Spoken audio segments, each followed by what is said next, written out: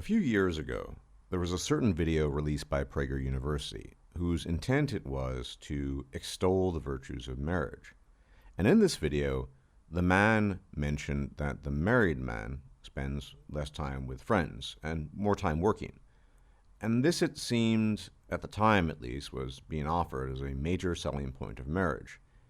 It seemed as ridiculous then as it does now, at least to me, and I recall not being alone in this. And I remember thinking that no man in his right mind would find that argument to be a convincing reason to get married, and more broadly, the idea that spending less time with your friends was somehow a good thing. Now, it did seem that way, and it still strikes me as odd, but a few years later, I've come to realize, both by way of observation and repeated reflection, that there was something greater, and indeed more sinister, at work here. I say sinister not in some dark conspiratorial sense, but rather that this something at work was ruinous to what historically had been one of the strongest human bonds in existence, male friendship. It doesn't take a genius to make the observation that the current world is nothing less than obsessed with romantic relationships, both men and women, but especially men, the haves in these matters and the have-nots. The haves spend endless amounts of time attempting to further extend their conquests, and even attempt to market out strategies to earn a quick buck. The have-nots spend endless amount of time railing against the gods that they have no such luck, and that womankind ignores them. That which they perceive to be the ultimate good, namely romantic female company, eludes them. The most cursory look online reveals this rather readily. Think about all the time spent. The sermons, the lectures, the rants, the rage, about relationships, about men, about women, about dating, about marriage. Some people might argue that this is only natural, as humans, above all men, esteem such matters as being most important. But I would argue that this is only partly true at best. Some might argue that the reason for this is the admittedly horrid state of disrepair marriages and relationships are in. But again, I only believe this to be partly true. Are friendships between men faring any better? For the discussion of them and what they mean to men is a topic rarely broached and only hardly acknowledged at all to be worthy of discussion to begin with. Why is that? Now, it could be that fraternity and friendship are faring so well that no one feels the need to talk about it. It could be that things are just peachy keen and all is well in the so-called brotherhood. And yet, looking out at the landscape of contemporary America, the West more broadly, and even places as far-flung as Japan, tells a somewhat different tale. Social dysfunction is rampant, as is substance abuse, depression, despair, and all the attendant features of such a social dystopia. If friendship and social bonds between men were going well, things would not be looking quite as grim as they currently do. If all sat well with men, we would not see the large numbers of men, above all young men, looking to make any sort of social connection possible online. Because if they had such connections in real life and they were genuine, it would be very unlikely that they would be there in the first place. To be sure, there are other factors. Lack of employment and, yes, the mating market. But I think there are other reasons why we hear so little on this matter. Reasons far more pertinent than most people care to think. For decades now, we've seen a gradual reduction in attention paid to and care given to male interests. And I'm using the word interest here broadly. By this I mean things that actually intellectually interest men, men's natural behavioral proclivities, and more recently, their very existence, assuming they do not meet certain predefined criteria predefined and set forth by women, whether it is school and education, the mating market, and even the simple perception of men as harmful. This all has become increasingly more difficult for men, partly due to the wedding of natural forces with technology, and partly by design. And one of the most unfortunate consequences of this has been the ever greater difficulty in forming close male bonds. In fact, these days, there's active hostility to the idea. The general thrust of things in recent years has been that any close relationship a man has or can have will be with a woman, or seen through a female filter. Have you ever noticed, for example, that virtually every young man, when either paying a compliment to or simply expressing enjoying spending time with another man, is required, as if by some cosmic law, to loudly proclaim, no homo. And perhaps even worse is the recent trend to declare any close male relationship to be a so-called bromance. Trying to find the exact origins of these trends is difficult at best, especially in a modern context. This is not an etymological investigation where we can often pinpoint an origin of a word or even phrases. But what we can do is offer an analysis of this, and when and where it is used. Before I proceed, let me make it clear that I have no problems or issues with gay men, or with homosexuality for that matter, lest I be accused of it. But the attempt to reduce every close male friendship to a so-called bromance, and the fear most young men express when they half-jokingly, half-seriously say, no homo, tells much of the story. It is doing two separate things. On the one hand, it is telling us that the only close relationship a man can have with another man is of romantic nature, which ties it back in, unsurprisingly, to male-female relationships. And on the other hand, it is implying that if two males who are not related by blood express any degree of closeness, it must be homoerotic in nature, since after the male-female relationship, the only possible human relationship would have to be a homosexual one, because it is tacitly implied between the naturally sexual heterosexual male-female dynamic, the only alternative could be a homoerotic one. Now, there's a twofold hostility at work here, one more obvious, the other less so.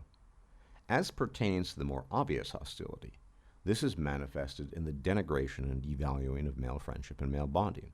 It is blatant disapproval.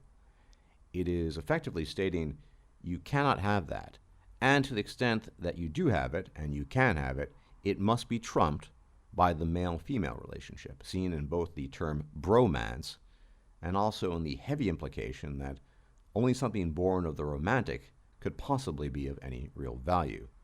As the minion of Dennis Prager in the aforementioned video once stated, married men spend less time with their friends, and it is nearly routine that a combination of new responsibilities as well as active measures to make the married man entirely dependent on his wife as the only meaningful social connection contributes to this. In short, women perceive strong male friendship as a potential threat to social and emotional control, and therefore seek to undermine it. It is not enough that there is sexual jealousy. When other females might present themselves as potential reproductive threats, the male threat is that much greater, because it is much more likely to be meaningful, and therefore must be undermined. It is not just the standard time sink and monopoly that is marriage.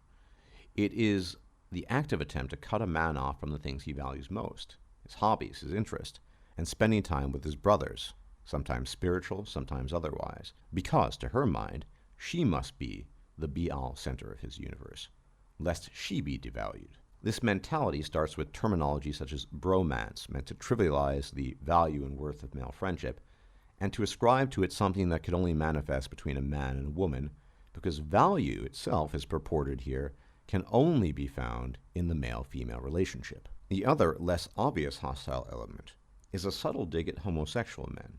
Yes, by women, for it is not entirely clear that women actually like gay men very much. And the reason for this is simple. The net of female influence is only as wide as the sexual and emotional allure she has to offer. Where there is none, as is the case with gay men, there's little to do, and thus little to control. This is why you routinely see women trying to rope gay men into their social circles as a sort of peer group, not truly belonging, but under supervision, observation, and at least theoretically subject to the rules of female friendship, which largely circle around conformity, comfort, and not offending anyone.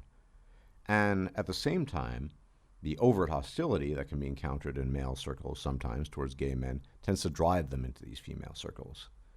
Therefore, to suggest that the only thing that can exist between two straight men is a bromance, not as allegedly powerful as a male-female romantic relationship, and the implication that if such a relationship exists, it can only exist in the context of a small, somewhat malign population that is seen to be of little value to women.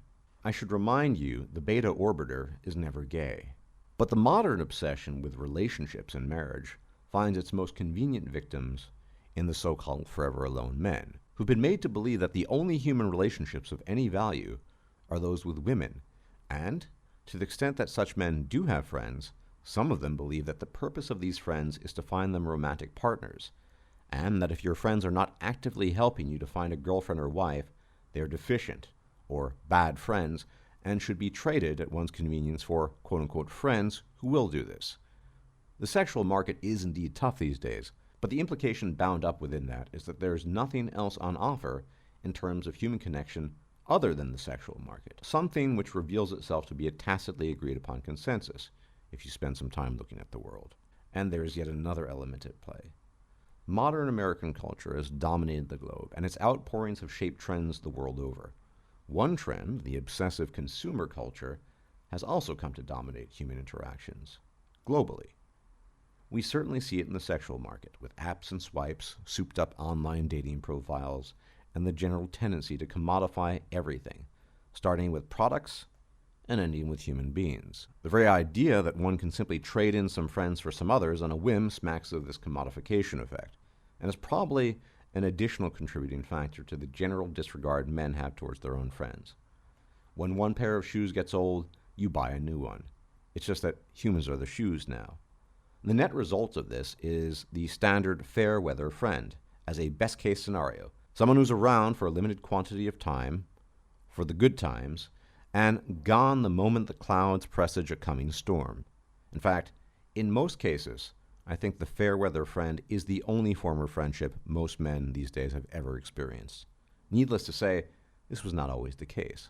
It's no exaggeration to state that the strongest human bonds on earth have been forged between men, forged in hardship, in battle, in survival. The first literary exploration of this, indeed the first piece of literature ever produced by mankind that has survived the historical record, makes highlighting the incredible bonds that can exist between men one of its keynote stories, embedded within the larger story. I am, of course, referring to the Epic of Gilgamesh, whose cataloging of the friendship between the protagonist Gilgamesh and his friend Enkidu presents a worldview that is scarcely recognizable to the modern man.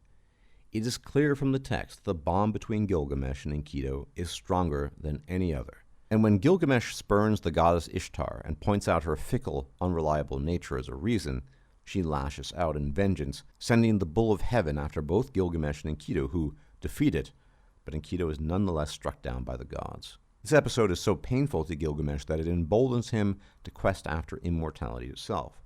A failed prospect, to be sure, but such was the impact of the death of his friend. Male friendship has been tried and tested in the deadliest of circumstances, toughest of trials, and unfortunately is a shadow of its former self. Some of this has arisen simply due to the changing environment, and some of it is due to the active erosion and denigration of the potential bonds men can have with each other. That it is withered and attenuated does not mean, however, that it cannot, at least in smaller circles, be resuscitated. But to do so requires awareness of the forces that seek to reduce it and ridicule it, and a refusal to give in to those forces, something I fear for most men has already come to pass. But here are some closing thoughts. Marriages between men and women crumble and fold because a man forgot to take out the trash or do the dishes. But the bonds of male friendship have withstood the slings, bullets, spears, and indeed arrows of outrageous fortune, only to be renewed and strengthened. This ought not to be forgotten, not now, and not in the future. If you liked this video, please like, share, and subscribe. And if you enjoy my content, please consider making a donation or becoming a patron. Thanks for watching.